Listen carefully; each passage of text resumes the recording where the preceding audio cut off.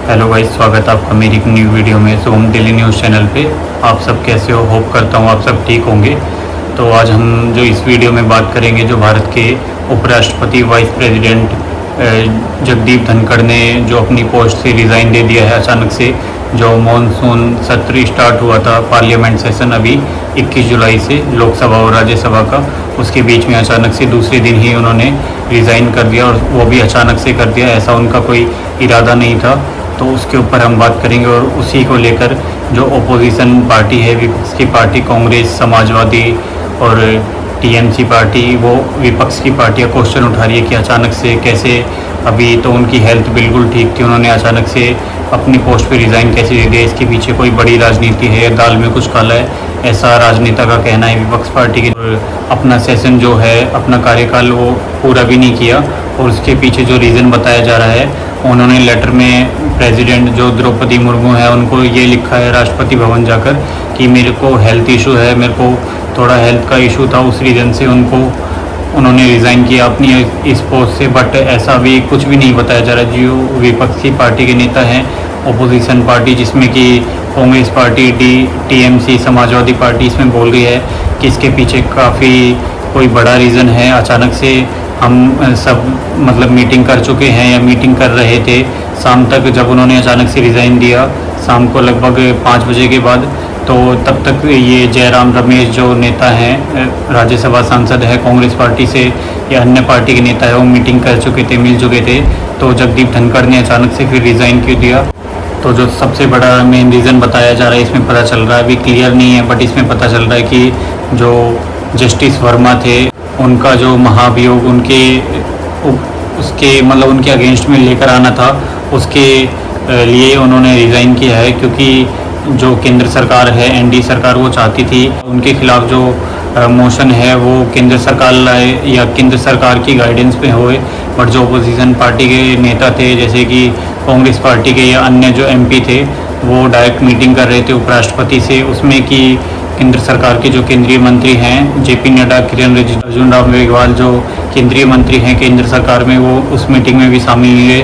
तो उसमें अभी खबर ये आ रही है कि उसमें एक वीडियो भी काफ़ी ज़्यादा वायरल हो रहा है। धनखड़ का जो उपराष्ट्रपति थे पहले, उन्होंने एक बयान दिया था एक यूनिवर्सिटी में, कोई कॉलेज में, उन्होंने गाइड करते हुए इस सभा को बोला था कि मैं अपने राइट टाइम पर रिज़ाइन दूंगा, जब मेरा कार्यकाल पूरा हो जाएगा, और अगस्त 2027 में मैं रिज़ाइन करूंगा। क्योंकि 2022 में उन्होंने शपथ ली थी उपराष्ट्रपति की, तो उन्होंने ये बोला था। उनका ये वाला बयान भी वायरल हो रहा है, क्यों उन्होंने 2 से ढाई साल बाद ही क्यों रिज़ाइन कर दिया अचानक से, और किसके दबाव में किया? केंद्र सरकार के दबाव में किया, या कोई बातचीत नहीं बन पा रही थी केंद्र सरकार और उपराष्ट्रपति के बीच में? तो उन्होंने अचानक से हेल्थ का रीज़न बताते हुए राष्ट्रपति को अपना जो पत्र है वो सौंप दिया, और साथ ही जो प्रेसिडेंट है द्रौपदी मुर्मू भारत की, उन्होंने भी उसको एक्सेप्ट कर लिया। और साथ ही जो इलेक्शन कमीशन है, उन्होंने उनकी चुनाव की तैयारी, उपराष्ट्रपति चुनाव की तैयारी, जो वाइस प्रेसिडेंट की चुनाव की तैयारी है, वो भी स्टार्ट कर दी है। और ये सितंबर में वाइस प्रेसिडेंट का चुनाव हो सकता है, ऐसा अभी खबर आ रही है। नोटिफिकेशन जारी करती है इलेक्शन कमीशन है। और साथ ही जो इसका नाम आ सकता है, नया नाम आ सकता है, भारत का उपराष्ट्रपति वाइस प्रेसिडेंट कौन बनने वाला है, उसमें अपडेट अभी आ रहा है। जो पीएम मोदी है वो अभी विदेशी दौरे पर हैं, जैसे मालदीव, इंग्लैंड, कुछ विदेशी दौरे पर हैं, तो उनके बाद आने के बाद नाम डिसाइड हो सकता है, ऐसी अभी खबर आ रही है। और उसमें ये भी पता चल रहा है कि एक राज्यसभा में ही जब जेपी नड्डा जो केंद्रीय मंत्री हैं केंद्र सरकार में, एनडीए सरकार में, उनका एक वीडियो भी वायरल हो रहा है, बयान जो वायरल हो रहा है। उन्होंने ऐसा बोला था कि जो अपोजिशन पार्टी है, विपक्ष की पार्टी, अगर कुछ भी बोल रही है तो वो कुछ भी रिकॉर्ड नहीं होगा, मैं जो बोलूँगा वो रिकॉर्ड होगा। ऐसा उनका एक वीडियो, शॉर्ट वीडियो काफ़ी ज़्यादा वायरल हो रहा है, जो कि पूरे तरीके से सभापति जो उपराष्ट्रपति है, ये जो चेयर गद्दी पे बैठे रहते हैं स्पीकर, उनकी बिल्कुल तौहीन है। क्योंकि जो ये रिकॉर्डिंग का, माइक का या बोलने का जो टाइमिंग होती है, जो टाइम मिलता है एमपीज़ को, या जो भी राज्यसभा में होते हैं एमपीज़ या लोकसभा में एमपीज़ होते हैं, जो स्पीकर होते हैं, गद्दी पे होते हैं, उनको बोलने का हक होता है। पर जो केंद्रीय सरकार में जेपी नड्डा मंत्री हैं, उन्होंने ये बयान कैसे दिया कि ये रिकॉर्ड होगा, ये नहीं रिकॉर्ड होगा? तो ये भी क्वेश्चन उठा रहा है कि क्या केंद्र सरकार या जेपी नड्डा उसको ट्रीट कर रहे हैं, या उनको हक है ऐसा बोलने का? ये भी पता चल रहा है, जब विपक्ष के जो एमपी थे ओपोजिशन पार्टी के, वो जब एमपी जो एचसी वर्मा जस्टिस थे, उनके मतलब जो ये केस था उसमें केस ये था कि उनके घर पर 15 करोड़ का कैश मिला था और उसको जला दिया गया था। जब ईडी की रेड पड़ी थी या जब इनकम टैक्स की रेड पड़ी थी तो उसको जला दिया गया था। तो उनके बीच में जब मीटिंग हो रही थी उसमें जो केंद्रीय मंत्री मैंने आपको बताया जेपी नड्डा और किरण रिजिजू शामिल नहीं हुए थे और केंद्र सरकार चाहती थी वो ये मुद्दा उठाए, बट अपोजिशन पार्टी की बात जेपी धनखड़ ने मान ली। उसके दबाव में आकर शायद उन्होंने रिज़ाइन दिया, ऐसी भी बात चर्चा उठ रही है, बट ये क्लियर नहीं है। और इसमें बाकी भी कुछ रीज़न बताए जा रहे हैं कि जो जगदीप धनखड़ है वाइस प्रेसिडेंट थे उन्होंने रिज़ाइन क्यों दिया, और उनका एक रीज़न ये भी बताया जा रहा है जो एनडीए सरकार में या भारत सरकार में भी मंत्री हैं, जो उनके कार्यालय हैं, जो उनके ऑफिस हैं, जैसे होम मिनिस्ट्री या रेल मिनिस्टर या कृषि विभाग या जो भी कोई मिनिस्ट्री है या विभाग हैं, उसमें जो पीएम मोदी और जो राष्ट्रपति है द्रौपदी मुर्मू उनके साथ उपराष्ट्रपति वाइस प्रेसिडेंट का भी फ़ोटो लगना चाहिए था, वो भी एक ऊंचे पद पर थे। तो उनका ये भी रीज़न बताया जा रहा है। उनकी जो टीम है वो काफ़ी टाइम से ये नोटिस कर रही थी या उन्होंने ये मतलब पॉइंट दिया था केंद्र सरकार को कि उनका जो पीएम मोदी और द्रौपदी मुर्मू के साथ लगना चाहिए कार्यालय में। सभी जो भी केंद्रीय मंत्री हैं उनके कार्यालय में जहाँ पर पीएम मोदी और द्रौपदी मुर्मू का फ़ोटो लगा होता है, तस्वीर लगी होती है, वहाँ पर लगना चाहिए।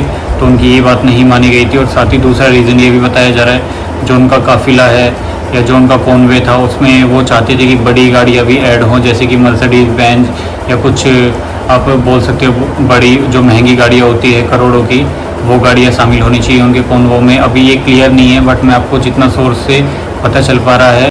और साथ ही तीसरा रीज़न इसमें ये भी बताया जा रहा है कि जो उपराष्ट्रपति हैं, अमेरिका के उपराष्ट्रपति अभी थोड़े टाइम पहले जब भारत के दौरे पर आए थे, पीएम मोदी मिलने आए थे दौरे पर, तो उन्होंने क्वेश्चन किया था कि मैं भी भारत का उपराष्ट्रपति हूँ, मेरे को भी उतना ही हक है जितना उनको हक है, तो मेरे को मिलने जाना मतलब मेरे अंडर में बैठक होनी चाहिए या मैं उनसे मीटिंग करना चाहता हूँ, बात करना चाहता हूँ। बट केंद्रीय मंत्री ने जो भाजपा सरकार के मंत्री थे उन्होंने बोला कि वो पीएम मोदी के लिए तोहफा लाए हैं या जो बातचीत लाए हैं डोनाल्ड ट्रंप की। अमेरिका से जो उपराष्ट्रपति आए थे जीडी वेंस, वो पीएम मोदी से बातचीत करना चाहते हैं, उनसे वो बातचीत करना चाहते हैं, इसीलिए वो दौरे पर आए हैं।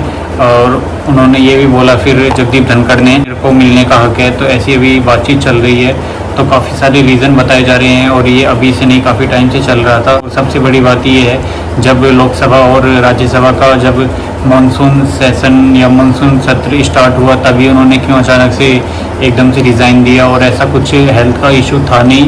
बट एक दो दिन पहले जब मानसून सत्र स्टार्ट हुआ था, सेशन स्टार्ट हुआ था लोकसभा और राज्यसभा का, उससे पहले वो दिल्ली एम्स में भी भर्ती हुए थे, ऐसा बताया जा रहा है। तो विपक्ष की पार्टी क्वेश्चन उठा रही है और साथ ही सरकार को भी घेर रही है या विरोध कर रही है कि उन्होंने किन के दबाव में आकर रिज़ाइन दिया है या क्या बात हो सकती है, क्योंकि उनकी हेल्थ तो बिल्कुल ठीक थी, हम बातचीत करते थे, फ़ोन पर मिलते थे या हमने मीटिंग्स भी की है। जब उन्होंने रिज़ाइन दिया उसी दिन शाम को 4 बजे तक, तो अचानक से 1 घंटे में तबीयत कैसे हो सकती है ख़राब।